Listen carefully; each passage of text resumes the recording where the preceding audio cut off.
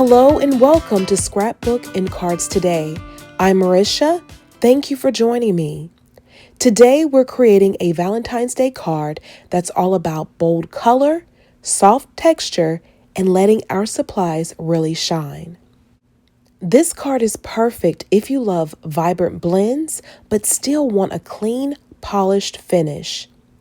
I'll be sharing a few of my favorite ink blending tips along the way, so let's go ahead and get started. For my background, I'm using the Jumble of Hearts background stamp by Christina Werner with Concord and Ninth. I love this stamp because it instantly creates a full, cohesive background with a mix of heart sizes that adds both movement and interest to the design. Next, I'm bringing in a panel of white cardstock and placing it inside my Misty stamping tool. I'll then use clear embossing ink to ink up the stamp and then stamp the cardstock. I will now apply clear embossing powder from Ranger on the inked panel. I'll then tap off the excess powder before melting it with my heat tool. When working with embossing powder, one of my biggest tips is to let your heat tool warm up first before bringing it to your paper. Starting with a fully heated tool helps the powder melt quickly and evenly, which reduces the chance of warping your cardstock. I also like to hold my heat tool slightly to the side and move it slowly across the design rather than staying in one spot too long. You'll see the powder change from a dull, grainy look to a smooth, shiny finish. That's when you know it's fully melted. Now it's time for color, and this is where the fun begins. I'm using 3 Distress Oxide inks, Mustard Seed, Salty Ocean, and Picked Raspberry. I'm starting with Picked Raspberry first, blending lightly and building up the color gradually. Then I'm moving into Mustard Seed, overlapping slightly where the colors meet, and finally finishing with Salty Ocean. When blending multiple colors, I always recommend using light pressure and circular motions. Let the inks do the work. There's no need to rush. To add a little extra texture and interest to the background, I lightly spritzed the panel with water and then used a paper towel to gently lift some of the Distress Oxide ink. Because oxide ink reacts with water, this creates soft, organic splatter and lighter areas that add dimension without needing extra layers. This is one of my favorite ways to add visual interest to oxide backgrounds while keeping the overall design soft and cohesive. Next, I'm using a microfiber towel to gently buff over the embossed areas. This removes the ink sitting on top of the embossing and reveals that beautiful shine underneath. Off screen, I had a fun idea to create an additional background panel.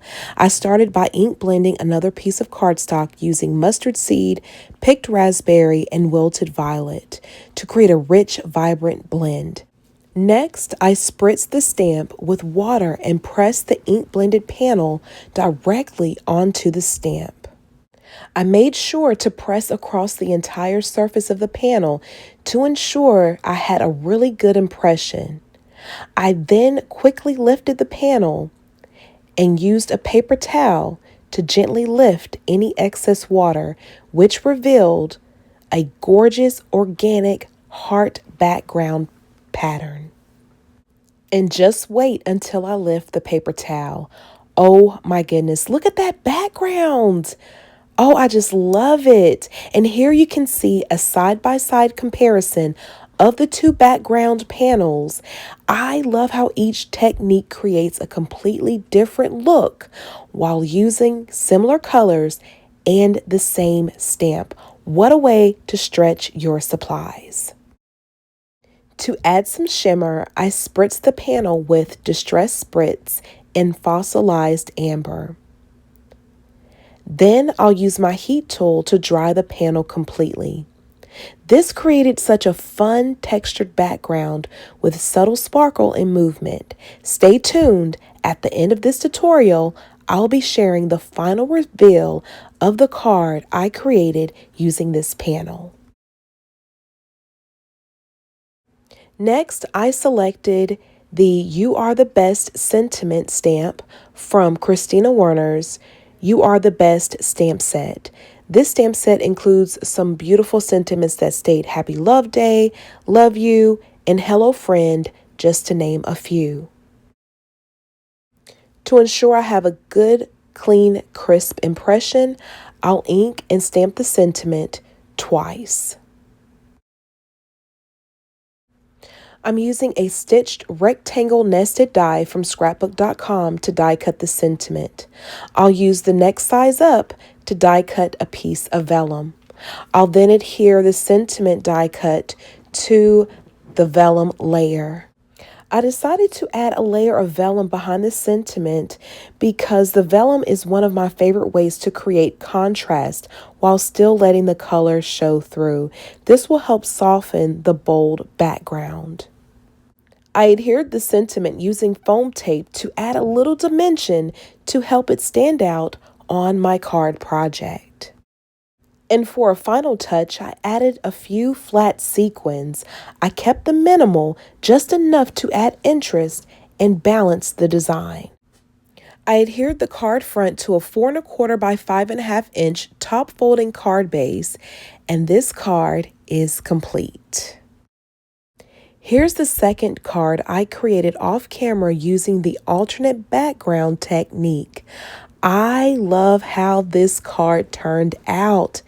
It has a softer, more blended look with a beautiful organic texture and subtle shimmer from the Distress Spritz. For the sentiment, I used Christina Werner's Love and Adore You stamp and die set, which adds the perfect, elegant focal point to the front of the card. To finish the card, I added a few gold embellishments for a touch of dimension and warmth, which ties in beautifully with the warm tones in the background. I love how this second card gives you a completely different look while still using the same stamp. Thank you so much for spending this creative time with me today. I hope these projects inspired you to play with color, try a new technique, and most importantly, enjoy the creative process. Please don't forget to like, comment, share, and subscribe. It really helps support the channel. I'm sending you love and hugs. Until next time, please take care and love one another.